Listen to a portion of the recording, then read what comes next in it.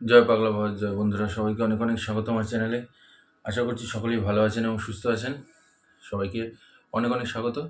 বন্ধুরা, আজকে যেই রাশির বার্ষিক রাশিফল নিয়ে আলোচনা করব সেটি হচ্ছে কর্কট রাশির 2026 সাল। আর মাত্র হাতে গোনা কয়েকদিন, তারপরেই নতুন সাল শুরু হচ্ছে, নতুন বছর শুরু হচ্ছে। গত বছরটা যেন তেন প্রকারে খুব বাধা বিপত্তির মধ্যে দিয়ে কেটে বেরিয়ে গেছে, বিশেষ একটা ভালো যায়নি।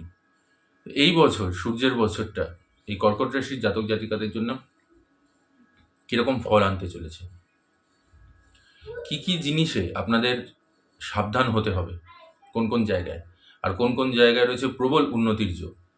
চলুন সেই সব কিছু বিষয় নিয়ে একটা জেনারেল প্রেডিকশন আপনাদের জন্য আমি নিয়ে এসেছি, সেগুলো নিয়ে একবার একটু আলোচনা করা যাক। তার শেষে আমি ভিডিও শেষে একটি প্রতিকারও বলে দেবো, যেটিকে আপনারা যদি সারা বছর একটু নিয়ম মেনে করতে পারেন তাতে ফল আপনারা ভালোই পাবেন। তো বেশি কথা না বাড়িয়ে আলোচনার মূল বিষয়বস্তুতে ফিরে আসছি। কর্কট রাশির 2026 সালের বার্ষিক রাশিফল।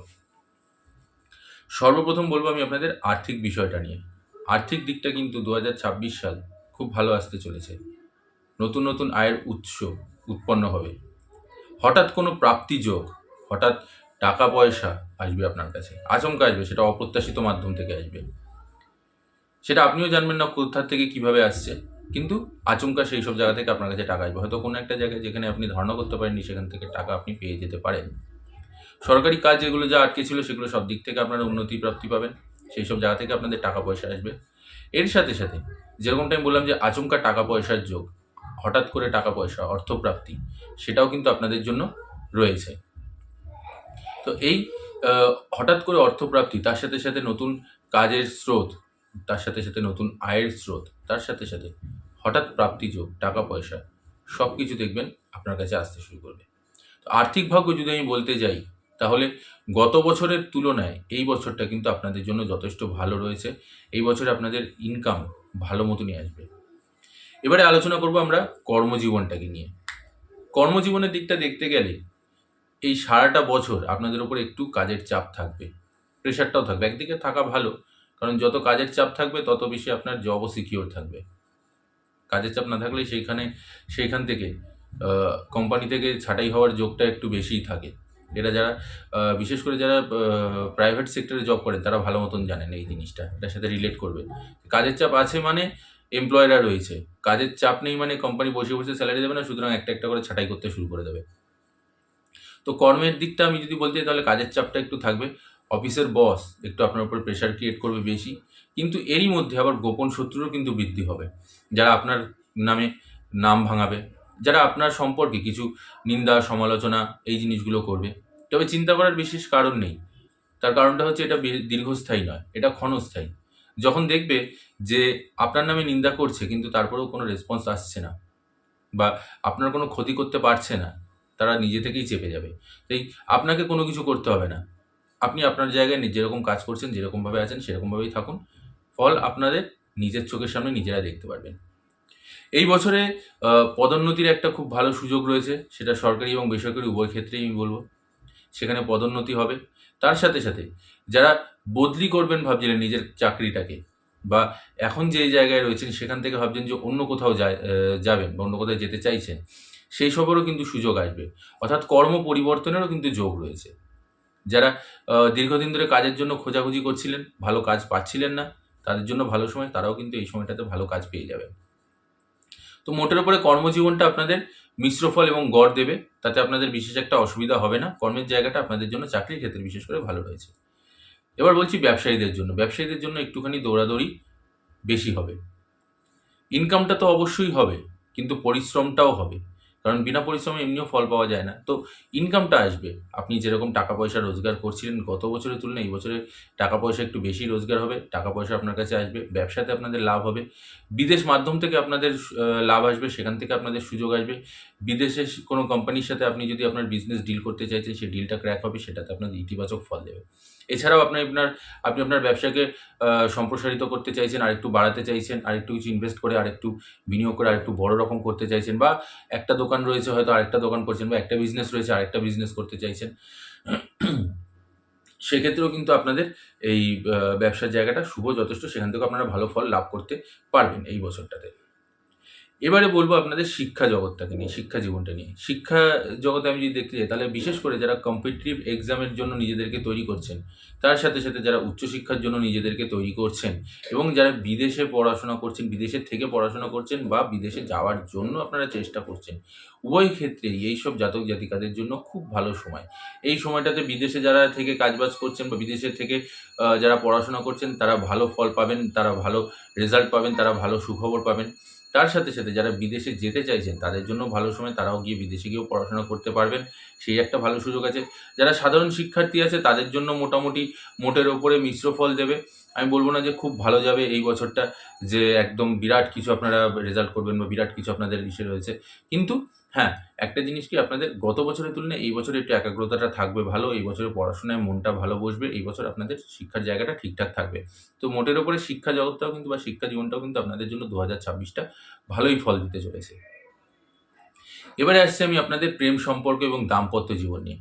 প্রেম সম্পর্কের দিক থেকে দেখতে গেলে প্রেম সম্পর্কে একটু ছোটখাটো ঝামেলা, অশান্তি, খুঁটিনাটি, ঝগড়া বিবাদ এই জিনিসগুলো থাকবে। বিশেষ করে কোনো তৃতীয় ব্যক্তির হস্তক্ষেপে আপনাদের মধ্যে দ্বন্দ্ব, আপনাদের মধ্যে কথা কাটাকাটি, অসন্তোষ এই জিনিসগুলো ভোগ করতে হতে পারে বা ফেস করতে হতে পারে। সুতরাং খুব সাবধান, কোনো তৃতীয় ব্যক্তিকে আপনাদের মাঝখানে আসতে দেবেন না। কোনো তৃতীয় ব্যক্তির কথা শুনে নিজেদের মধ্যে সন্দেহ বাড়াবেন না। কোনো তৃতীয় ব্যক্তির কথা শুনে নিজেদের ওপরে কোনো ইগো আনবেন না বা এমন কিছু করে বসবেন না, এমন কিছু বলে বসবেন না যাতে সম্পর্কের এই যে দীর্ঘদিন ধরে যে সম্পর্কের মধ্যে রয়েছে, সেই সম্পর্কটা আপনাদের বিচ্ছেদ হয়ে যাক। এছাড়া এর সাথে সাথে নতুন কোনো প্রেমের প্রস্তাব পেতে পারেন, নতুন কোনো ভালো সঙ্গীর প্রস্তাব পেতে পারেন, সেটাও আপনাদের জন্য ভালো সময় আসছে। তো প্রেম জীবন আমি যদি বলতে যাই, প্রেম জীবনে আপনাদের মোটামুটি ভালো ফল দিচ্ছে। আপনাদের মধ্যে সম্পর্ক মধুরতা থাকবে। শুধু একটা জিনিস মাথায় রাখতে হবে, কোনো তৃতীয় ব্যক্তিকে নিজেদের মধ্যে হস্তক্ষেপ করতে দেবেন না। এবারে আসছি দাম্পত্য জীবন নিয়ে। দাম্পত্য জীবনের দিকটা যদি আমি দেখতে যাই, তাহলে দাম্পত্য জীবনে আপনাদের ভালো ফল দেবে। সঙ্গীর সাথে আপনি কোথাও ঘুরতে যেতে পারেন। বিশেষ করে সেটা কোনো জলজ স্থানে হতে পারে। তার সাথে সাথে আপনি আপনাদের মধ্যে প্রেম, ভালোবাসা খুব পরিমাণে বাড়বে। যারা অবিবাহিত আছে, তাদের জন্য এই সময়টা ভালো। তারা বিবাহযোগ্য সুপাত্র বা সুপাত্রী পেয়ে যেতে পারেন। তাতে আপনাদের ৪ হাত এক হবে এবং আপনাদের মধ্যে সম্পর্কের মধুরতা বাড়বে। পরিবারের মধ্যে খুশি আসবে। পরিবারের মধ্যে ভালো সম্পর্ক তৈরি হবে এবং তার সাথে সাথে দীর্ঘদিন ধরে যারা বেবি কনসিভ করবেন ভাবছিলেন, তাদের জন্য সুখবর, তাদের জন্য সুসময়। এই সময়টাতে আপনারা কিন্তু বেবিও কনসিভ করতে পারেন। তো দাম্পত্য জীবনের মধ্যেও আপনাদের ভালো সুখের আসতে চলেছে। দাম্পত্য জীবনে বিশেষ একটা সমস্যা বা কোনো কিছু নেই। পারিবারিক দিকটা যদি আমি দেখতে যাই, তাহলে পরিবারের মধ্যে কিন্তু একটু অসন্তোষ আছে। বিশেষ করে আপনার থেকে যারা বড়, তাদের সাথে আপনার সাথে ঝামেলা, ঝঞ্ঝাট, কথা কাটাকাটি, অশান্তি এই জিনিসগুলোকে আপনাকে ফেস করতে হতে পারে। বিশেষ করে সম্পত্তি সংক্রান্ত কোনো বিবাদ বা কোনো আ ছোটখাটো কোনো বিষয় নিয়ে সেটা বড় আকার ধারণ করবে। সেই জিনিসগুলোতে আপনাদের কিন্তু ঝামেলা, অশান্তি দেখা দিতে পারে পরিবারের মধ্যে। আত্মীয়স্বজনদের মধ্যেও কিন্তু এই নিয়ে ঝামেলা, অশান্তি দেখা দেবে। তো জমি সংক্রান্ত কোনো বিবাদের মধ্যে আপনারা জড়িয়ে পড়তে পারেন এবং সেটা হয়তো আইনি জটিলতার মধ্যেও আপনাকে যেতে হতে পারে। আইনি ঝামেলাও আপনাকে ফেস করতে হতে পারে। সুতরাং এই দিকটা একটু আপনাদেরকে সাবধানে থাকতে হবে। এবারে বলব আমি আপনাদের ভূমি বাহন সংক্রান্ত বা গাড়ি সংক্রান্ত। এই বছরে কি আপনাদের যোগ রয়েছে? হ্যাঁ, বন্ধুরা, আপনাদের এই বছরে জমি এবং গাড়ি উভয় ক্ষেত্রেই যোগ রয়েছে। নতুন প্লট কেনার, নতুন ফ্ল্যাট কেনার বা নতুন জমি কেনার, নতুন বাড়ি কেনার। তার সাথে সাথে যারা পুরনো বাড়িতে রয়েছেন, সেই বাড়িটাকে নতুন করে রিনোভেট করতে চাইছেন, সেটা আপনি করতে পারেন। যারা দীর্ঘদিন ধরে ভাড়া বাড়িতে রয়েছেন, তাদের জন্য নতুন বাড়ি আসার সুযোগ আসতে চলেছে। হ্যাঁ, তার সাথে সাথে এটা প্রচেষ্টাও করতে হবে। এমনি এমনি তো জিনিসগুলো আসবে না। প্রচেষ্টা করতে হবে আপনাদেরকে, টাকা পয়সা আপনাদেরকে রেডি রাখতে হবে। তাতে আপনারা যদি মনে করেন আপনারা নতুন বাড়িতে বা নতুন ফ্ল্যাটে বা নতুন প্লটে আপনারা কিন্তু আ পরিবর্তন করতে পারেন। তো সেই জায়গাটা আপনাদের জন্য শুভ। এবং এই বছরে আপনাদের সবথেকে ভালো জিনিস সেটা হচ্ছে যে বাহন ক্রয়েরও যোগ রয়েছে। অনেক জাতক জাতিকা আছেন যারা দীর্ঘদিন ধরে গাড়ি কিনবেন ভাবছিলেন কিন্তু কিনে উঠতে পারছিলেন না। এই বছরটা আপনারা নতুন গাড়ি কিনতে পারবেন। তো ভূমি বাহন সংক্রান্ত যদি আমি বলতে যাই, তাহলে এই বছরটা আপনাদের জন্য খুব সুখের হতে চলেছে, খুব ভালো হতে চলেছে। আপনারা আশানুরূপ ফল পেতে চলেছেন। চলে আসছি এবার স্বাস্থ্য নিয়ে। স্বাস্থ্যের দিকটা যদি আমি দেখতে যাই, তাহলে স্বাস্থ্য নিয়ে আপনাকে কিন্তু ভুগতে হতে পারে। বিশেষ করে ঘাড়, হাত, থাইয়ের সমস্যা, তার সাথে সাথে কোমরের সমস্যা, সর্দির সমস্যা, পেটের সমস্যা, বদহজমের সমস্যা, এই ধরনের সমস্যাগুলো আপনাদেরকে কিন্তু খুব পরিমাণে ভোগাবে। সুতরাং খুব সাবধান। যখনই এরকম কোনো রোগ বা এরকম কোনো সমস্যা আপনারা দেখবেন, তখন সেটাকে নেগলেক্ট করবেন না, সেটাকে ফেলে রাখবেন না। পরে করছি বলে ফেলে রাখবেন না। ওটা কিন্তু তাহলে দীর্ঘস্থায়ী হয়ে যাবে বা সেটাতে আরও বেশি সমস্যা আপনাদেরকে দেখা দেবে। প্রতিকার হিসেবে আপনাদেরকে কি করতে হবে? প্রতিকার হিসেবে আপনাদেরকে প্রত্যেকদিন কেশরের তিলক লাগাতে হবে। আর কোনো কিচ্ছু না। প্রত্যেকদিন স্নান করে উঠে যখন আপনি ঈশ্বরের সামনে প্রার্থনা করতে বসবেন, ঠাকুরের নাম জপ করতে বসবেন, তখন আপনাদেরকে পুজো দেওয়া হয়ে গেলে কাজে বেরোনোর আগে কেশরের তিলক কপালে লাগিয়ে তারপরে আপনি আপনার কাজে বেরিয়ে যান। আর অন্য কোনো কিছু করতে লাগবে না। আর সঙ্গে কি করবেন? সঙ্গে সর্বশেষ ঈশ্বরের নাম জপ, তার সাথে, সাথে ঈশ্বরের নাম জপের সাথে, সাথে আপনাদেরকে বীজ মন্ত্র যদি থেকে থাকে, যদি দীক্ষিত হয়ে থাকেন তাহলে বীজ মন্ত্র জপ। এর বাইরে আর অন্য কোনো কিছু না। ঈশ্বরের নাম জপ করতে থাকুন, দেখবেন তাতেই সমস্ত কিছু ঠিক হয়ে যাবে। আর অন্য কোনো কিছু করতে লাগবে না। তো এই ছিল বন্ধুরা কর্কট রাশিদের ২০২৬ সালের বার্ষিক রাশিফল। আশা করছি আপনাদের ভালো লেগেছে। ভালো লাগলে অবশ্যই একটি লাইক আর কমেন্ট শেয়ার করে দেবেন প্রচুর। আর যারা নতুন আছেন চ্যানেলে, তাহলে চ্যানেলটিকে সাবস্ক্রাইব করে নেবেন। আর তার সাথে, সাথে কমেন্ট বক্সে একদমই পাগলা বাবার জয় লিখতে কিন্তু ভুলবেন না। আমি পাগলা বাবার কাছে আপনাদের এবং আপনাদের পরিবারের সকলের সুস্থতা এবং মঙ্গল কামনা করব। তার সাথে প্রার্থনা করব যাতে বাবা আপনাদের সকল ইতিবাচক ইচ্ছেগুলোকে পূরণ করে দেন এবং ২০২৬ সালটা যেন আপনাদের খুব, খুব, খুব ভালো কাটে। সবাই ভালো থাকবেন এবং সুস্থ থাকবেন। জয় পাগলা বাবার জয়, জয় মা সুন্দরী।